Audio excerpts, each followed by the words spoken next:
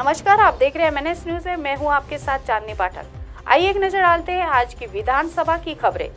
महाराष्ट्र विधानसभा के शीत सत्र में उठा दिशा साल्यान की मौत का मामला। बीजेपी शिंदे गुट ने आदित्य ठाकरे को घेरा, अब SIT करेगी जांच। महाराष्ट्र विधानसभा के शीत सत्र में आदित्य ठाकरे को घेरते हुए बीजेपी और शिंदे गुट ने सुशांत सिंह राजपूत की मैनेजर रही दिशा साल्यान की मौत का मुद्दा उठाया है। फडणवीस ने जांच के लिए SIT के गठन का ऐलान किया है। विधानसभा के शीत सत्र के चौथे दिन बीजेपी और शिंदे गुट ने दिशा साल्यान की मौत का मुद्दा उठाकर आदित्य ठाकरे को घेरने की कोशिश की। सावली दिले तर तुम्ही आता आम्हाला उन्हात उभा करायला लागले। ओके, बरं, आम्ही सगळे विरोधी पक्षाचे आपल्याला सांगण्याचं आणि आपल्या मार्फत महाराष्ट्राला सांगण्याचं कारण आम्ही अतिशय चांगल्या प्रकारे विधिमंडळाचं कामकाज सुरू राहावं म्हणून प्रयत्न करतोय। आम्ही वेगवेगळ्या प्रकारच्या समस्या तिथं मांडतोय। आज तर कर झाला, सत्ताधारी पक्षच तीन-तीनदा गोंधळ घालतोय, तीन-तीनदा सभागृह 15 मिनिटाकरता, 20 मिनिटाकरता, 10 मिनिटाकरता ॲडजस्ट केलं जातं। वास्तविक जे दिशाचं प्रकरण आहे, ही जी काही घटना घडली याबद्दलचं त्यावेळेस सरकारमध्ये आम्ही होतो म्हणून मागणी अशी आली की बाबा हे प्रकरण CBI कडे द्या। हे प्रकरण CBI कडे गेलं। CBIने त्याचा संपूर्ण तपास केला। CBIने त्याच्यामध्ये तिनं स्वतः खुदकुशी केली, आत्महत्या केली असं त्या ठिकाणी सांगितलं। ह्याच्यामध्ये कुणाचाही संबंध नाही। आणि असं असताना आज काय झालं, आज काही महत्त्वाचे विषय आम्ही सगळ्यांनीच सभागृहामध्ये काढायचं ठरवलेलं होतं। काही ॲफिडेव्हिट काल देण्यात आलेली आहेत, जे मधल्या काळामध्ये भूखंड श्रीखंड वगैरे जे प्रकरणं होतं त्याच्या संदर्भामध्ये जरी सभागृहामध्ये सत्ताधारी पक्षांनी काही उत्तर दिलेलं असलं तरी देखील महाराष्ट्र सरकारच्या नगरविकास 2च्या अधिकाऱ्यांनी सचिवांनी त्याच्याबद्दलचा ॲफिडेव्हिट दिलेला आहे। तो मुद्दा त्या बाबतीमध्ये आम्हाला तिथं घ्यायचा आहे। आणि जे सगळं प्रकरण संपलंय त्याच्याबद्दल पुन्हा काहीतरी काढून खुसपट काढून सभागृहाचा वेळ वाया घालवला जातोय। त्याच्या संदर्भातले महत्त्वाचे प्रश्न त्या ठिकाणी पुढे येऊन दिले जात नाही। पत्रकार मित्रांनो, आपल्यालाही सगळ्यांना माहिती आहे की जे सत्ताधारी पक्ष असतो, सत्ताधारी पक्षांनी सभागृहामध्ये शांतता ठेवायची, दिवसभराचं असणारं कामकाज व्यवस्थितपणे पार पाडायचं। जरी विरोधकांनी त्याच्यामध्ये काही गोंधळ केला तरी देखील चर्चा करून त्याच्यातनं मार्ग काढायचा। आम्ही तिथं सगळेजण म्हणतो की बाबा आम्हालाही त्याच्याबद्दल बोलू द्या, आम्हालाही बोलायला संधी दिली जात नाही। अध्यक्ष स्वतः तिथं येत नाही, उपाध्यक्ष महोदयांना अध्यक्ष जर येत नाही तर त्यांना तिथं तालिकेवर बसून दिलं पाहिजे, चेअरवर बसून दिलं पाहिजे, त्यांनाही बसवलं जात नाही। तालिकाचे एक अध्यक्ष म्हणून तालिका अध्यक्ष तिथं बसवले जातात आणि ते तिकडंच बघतायत आणि तिकडंच गोंधळ परत घातला जातो। सत्ताधारी पक्षांनी गोंधळ घालायचा नसतो, सत्ताधारी पक्षांनी शांततेपणे कामकाज करायचं असतं। आणि मग आमचं मत असं आहे की यांचा CBIवर विश्वास नाही का? केंद्र सरकारच्या हातामध्ये CBI आहे। आज त्यांचे नेते त्यांच्या अंडर हे डिपार्टमेंट काम चालतं।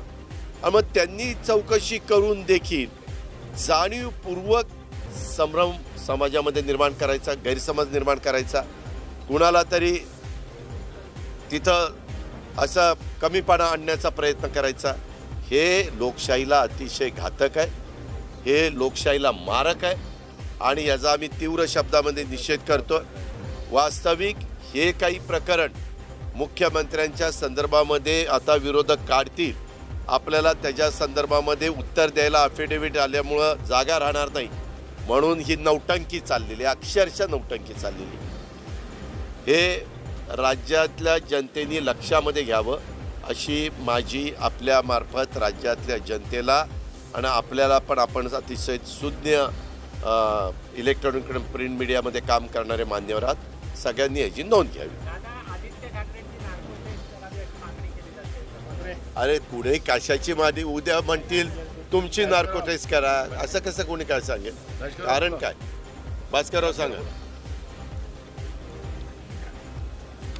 आमच्या विधानसभेचे विरोधी पक्षनेते आदरणीय अजितदादा पवार यांनी सभागृहामध्ये सध्या जे काही नियमबाह्य आणि ज्या सत्ताधारी पक्षानं आपली जबाबदारी पार पाडायची त्याच्याऐवजी बेजबाबदार वर्तन सभागृहामध्ये कशा पद्धतीनं चाललंय त्याचा पाडा त्यांनी या ठिकाणी वाचला। खरं सांगायला गेलं तर सर्वसाधारणपणे असे मुद्दे हे विरोधी पक्ष म्हणून आम्ही काढणं आणि आमच्या अधिकारकक्षेतल्या त्या गोष्टी आहेत, परंतु सत्ताधारी पक्ष हा केंद्र सरकारच्या पार्लमेंटच्या अधिवेशनमध्ये जर कुणी काही एखादा मुद्दा उपस्थित केला असेल तर त्याबद्दलचा खुलासा हा राज्य शासनाकडे सत्ताधारी पक्षाचे लोक मुद्दा उपस्थित करून खुलासा मागतात। ही फार मोठी आश्चर्यकारक गोष्ट आहे। त्यांनी खुलासा मागितला, याला आमचं ऑब्जेक्शन नाही, तर त्याच्यावर आम्हालाही बोलायला संधी द्या, हे आम्ही सातत्यानं मागणी करतोय। परंतु तालिका अध्यक्ष असतील या संदर्भात विरोधी पक्ष म्हणून आम्हाला एका शब्दानेही बोलायला संधी देत नाहीत। खरं सांगायला गेलं तर आताच माननीय अजितदादांनी सांगितल्याप्रमाणे केंद्र सरकारचे गृहमंत्री अमित शाह साहेब आहेत। हे अमित शाह साहेब म्हणजे दबंग नेता, भारतीय जनता पार्टीतला केंद्रीय मंत्रिमंडळातला म्हणून ज्यांची ख्याती आहे, त्यांची आज मला असं वाटतं की कर्नाटकचे मुख्यमंत्री बोम्मई यांनी सुद्धा त्यांच्या कुठल्याही शब्दाला किंमत द्यायची नाही असं ठरवलेलं दिसतंय। त्याच पद्धतीनं महाराष्ट्र सरकारनं सुद्धा, कारण दिशा सालियनची चौकशी ही सीबीआयकडे गेली। सीबीआय केंद्र सरकारच्या अखत्यारीतमधली एजन्सी आहे, त्याचे प्रमुख अमित शाह साहेब आहेत। त्यांनी तो रिपोर्ट का प्रसिद्ध करत नाहीत? कुणी त्यांना बंधन केलं? त्यावेळेला बिहारची निवडणूक डोळ्यासमोर ठेवून कारणाशिवाय संशयाचं रान आणि राळ याच लोकांनी उठवली, परंतु हातामध्ये काही लागलं नाही। दिशा सालियनची आई वडील हे राष्ट्रपतींना भेटले, त्यांनी ह्या राणेंच्या बद्दल माझ्या मुलीची बदनामी करतायत म्हणून राणेंच्या बद्दल तक्रार त्यांनी केली। का सरकार बोलत नाही?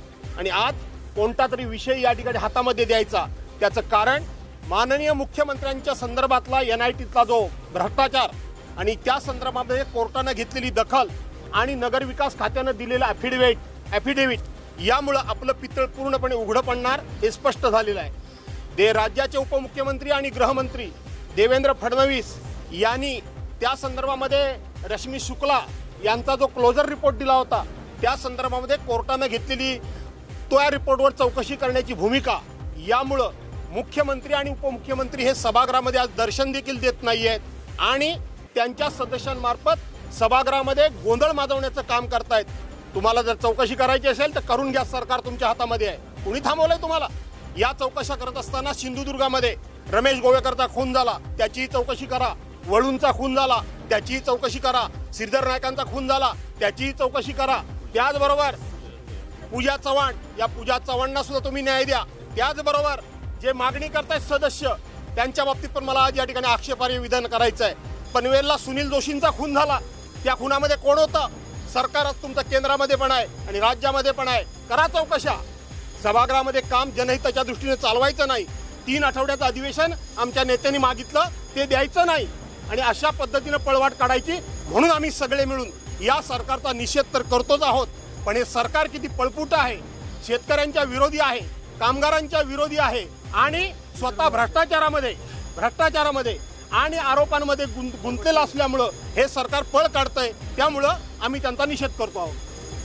इस वजह से विधानसभा में इतना जबरदस्त हंगामा हुआ कि 4 बार विधानसभा और 2 बार विधान परिषद का सत्र स्थगित करना पड़ा। नितेश राणे, भरत गोगावले, माधुरी मिसाल, मनीषा चौधरी, भारती लवेकर ने मांग की कि दिशा सालियान की मौत 9 जून 2020 की मौत कैसे हुई, इसका खुलासा करने के लिए SIT की स्थापना की जाए और फिर से जांच शुरू की जाए। देवेंद्र फडणवीस ने SIT गठन की मांग मान ली है।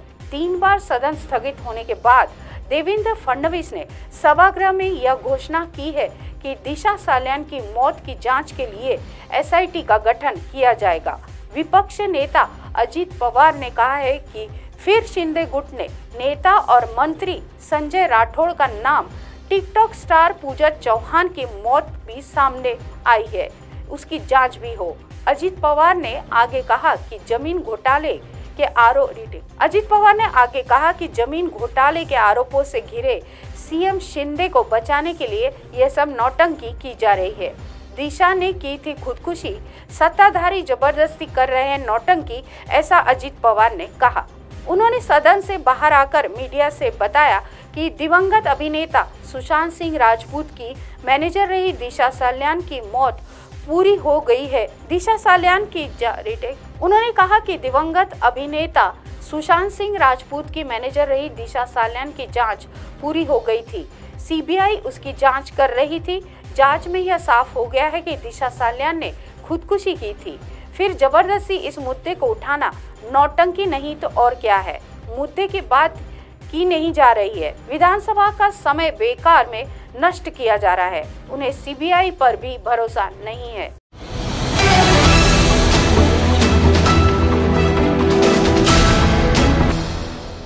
ये है MNS न्यूज नेटवर्क और आप देख रहे हैं MNS न्यूज।